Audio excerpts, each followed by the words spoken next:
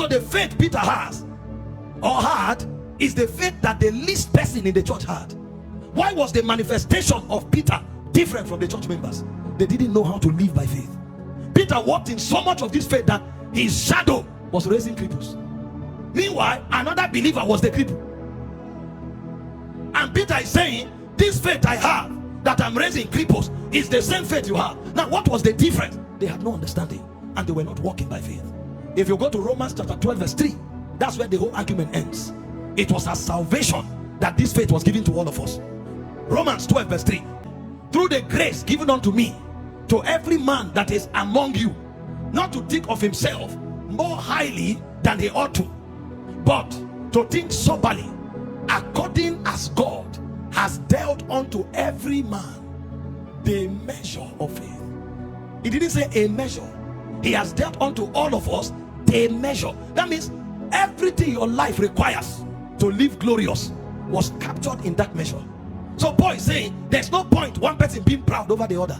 Anything you are manifesting is in the measure, and that measure everybody has it. The reason you are manifesting it is not because you are special. You have just understood how to walk in it. But what you need to understand is that everybody has that measure. So this is what Paul knew. This is what Paul stumbled on. Oh, this faith was not for a special few people. It's the same faith that they have, that I have. And Peter corroborates it. That is the same faith I have, that the whole church has. And that faith is the faith that Jesus had. That means whatever Jesus did, we can do, because he did it by that faith.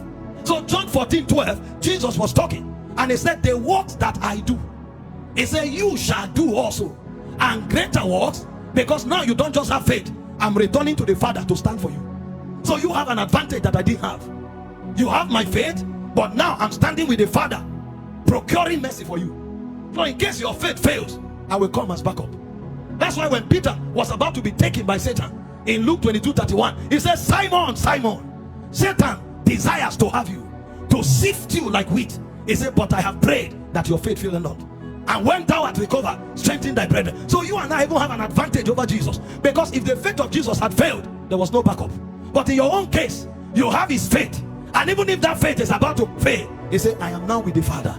I will not let it happen. So do you see why everybody must rise up to begin to walk in faith? You must walk in faith. You should walk in faith.